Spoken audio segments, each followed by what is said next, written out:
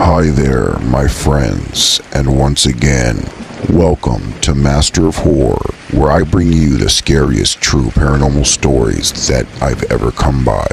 I look deep only for the true scary stories that are the most petrifying, that will terrify you. Come and dive into the depths of horror with these three scary true skinwalker paranormal stories with Thunderstorm sounds. Number 42. Okay, now let's begin. Scary true paranormal story number 1. The Lurking Skinwalker. So this took place in my dad's then girlfriend's house during broad daylight in Grand Rapids, Minnesota. Just off of River Road, behind the house, there was a forest, but it's a bit dense to play in, so we usually just followed the deer trail into the woods. There was a clearing where there was a barbed wire fence that went right through the middle of it. We'd just jump over the fence and go through the woods on the other side. My brother and I were back there with the girlfriend's nephew, just fooling around, being rowdy and noisy. There is a road, which is actually a trail, but we just called it the road. And on the other side of the road was a more dense forest. We reached the road and stopped and talked like we usually did to look at the deer tracks and the squirrel tracks. That's when we smelled something skunky. My brother and I both felt an urge to look up the road towards the fence. That's when we saw what looked like a head of a huge black wolf, but it didn't look right. Its ears weren't in the right spots and looked droopy. Its eyes looked off. They were too big and bright for its face. Its front legs were long and skinny. It was standing on its back hind legs. My brother and I looked at each other. And here's where I'm going to mention that my brother and I are very close. We knew that we had to leave right when we looked at each other. We walked slowly to the back entrance. We looked back and there it was, looking straight at us through the bush. We didn't hear it move behind us or anything. We pointed it out to the nephew and we all watched it flop back into the woods. Now my brother and I have been raised in the country. We've seen wolves, bears, moose, and everything else. We both have never seen a wolf that big and lanky in our lives. I feel like it's important to note that at least I didn't feel any dread or anything like that. It was more straightforward fear. Like I knew we all had to get out of there. I felt like if we ran from it, it would have taken us down. My brother and I told my dad, and he didn't seem too interested, but he was that way anyways. Growing up, we've always had to deal with that. The next morning, my brother and I went back out to look for the tracks so we could see where it stopped us.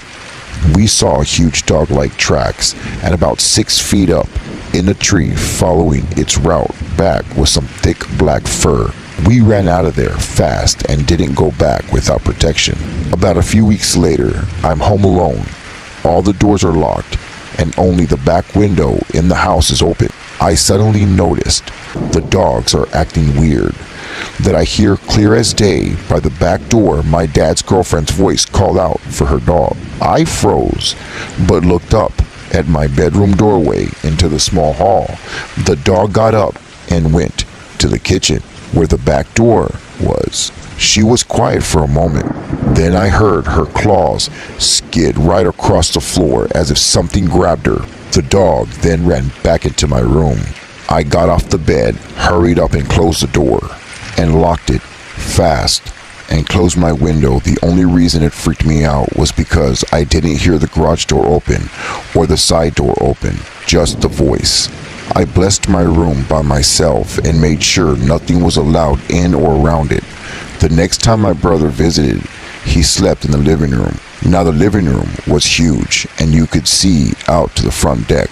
As my brother was sleeping around 2:30 in the morning, he heard what he described as an old woman crying on the deck. He woke up, panicking, and said he turned on the porch light and there was a big black crow sitting on the deck staring right at him. After that, he only slept in my room, never out in the open. Just to let you know that neither of us knew what a skinwalker was at the time, being that we were 11 and 13, that it was a goofy wolf that smelled bad. Later, we found out what a skinwalker was, and that's most likely what we encountered that day. Scary, true paranormal story number 2. So I grew up in Utah and lived about an hour away from the Skinwalker Ranch.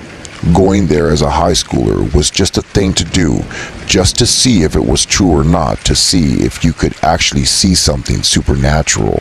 First time for me was all it took. Me and a couple of friends went out there and got pretty far in. We got out of the car and started walking around. Mind you, this was around 2:30 in the morning. We found an old beat-up woodshed. It looked like it was falling apart, and you could see right through the holes of it. There were hooks, the kind used for hanging up deer and cows in it.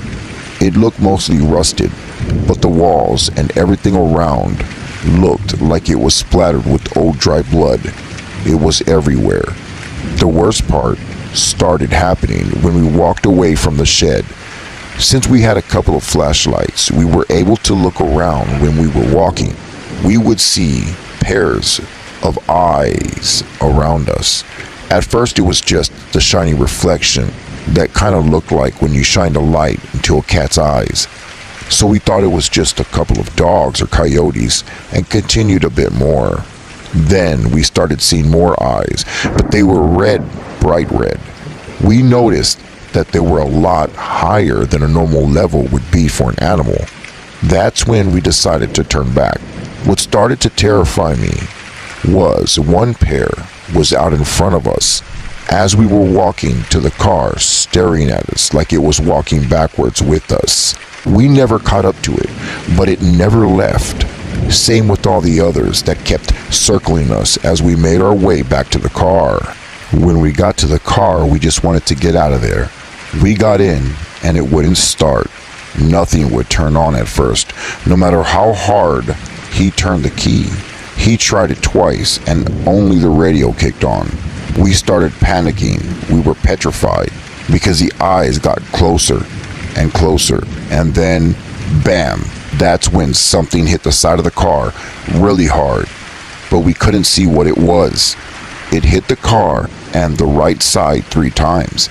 My buddy got the car started. Finally, after like 5 minutes of freaking out trying to get it going, I'm in the passenger seat about to crap myself. My other friend was in the back seat, freaked out but speechless, with the most scared look I've ever seen on his face. But when he got the car started, there was no delay in leaving. He put the car in gear and took off and got us out of there. Once you get out of the gate onto the main road, you're pretty much off the ranch. We thought we were away from everything since we were on an actual road, but my buddy didn't slow down. We were going 90 miles an hour down that road, going straight home. I looked toward the left, and about 15 feet off was a pair of red eyes. It was keeping up with us, and that's when it charged at us. I kind of got a glimpse before it smashed into the side of the car. It was big, like 4 feet from the ground. It was black and had those glowing red eyes. I turned away from it and closed my eyes. Everyone was screaming. We eventually lost it, and when we got home, we went straight to bed. In the morning, we looked at my friend's car. It had a huge dent on the left rear fender and another dent on the right door of the passenger side, about the size of my head. We were so lucky to get out of there. Scary, true paranormal story number 3. So every summer I go to a lake in upstate New York near the Canadian border.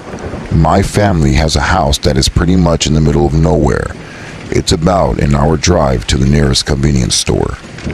We have 3 neighbors on our side of the lake, but there aren't any kids, and it's mostly older, retired, or vacationing elderly people. They don't stay up past 9, and it's perfectly quiet when the sun goes down. So here's my story. I have zero explanation for this, and the most reasonable thing to assume is a skinwalker. Around midnight, my cousin and I go down to the dock on the water.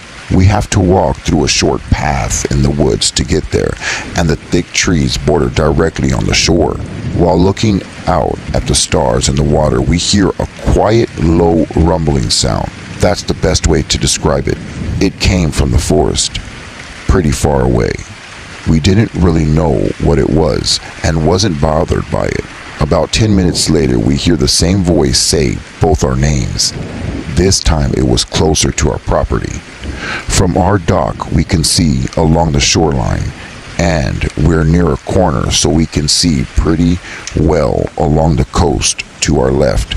We looked with a flashlight in the trees and saw nothing. Maybe someone was kayaking at night and said something to their friend, and we just heard them wrong. Sounds travel across water, so it couldn't have been someone from their house, although our neighbors are about 1/3 of a mile away. Our uncle couldn't have been pulling a prank on us because of how far it was, and there wasn't any light at all. 10 minutes passed and we've calmed down. While we were sitting there in silence talking about what just happened, we hear footsteps, loud leaf crunching footsteps about 10 feet to the left of our dock, right behind the tree line. We couldn't see anything.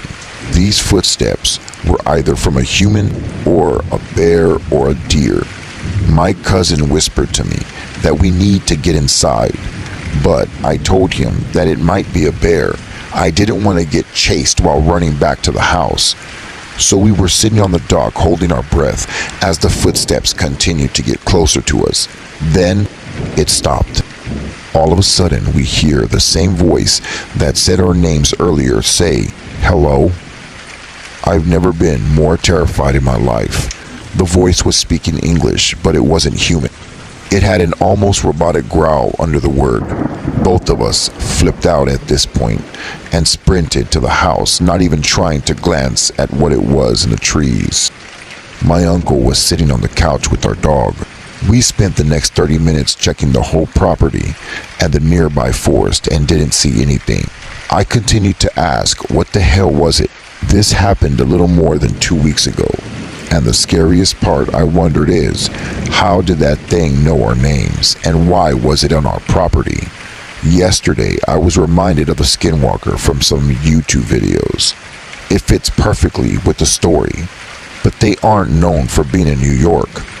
I wish I saw what it was to see if it had a human or a deer form, but the trees were so thick and it was so dark we couldn't see anything behind the trees.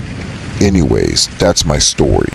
You don't have to believe it, but it happened.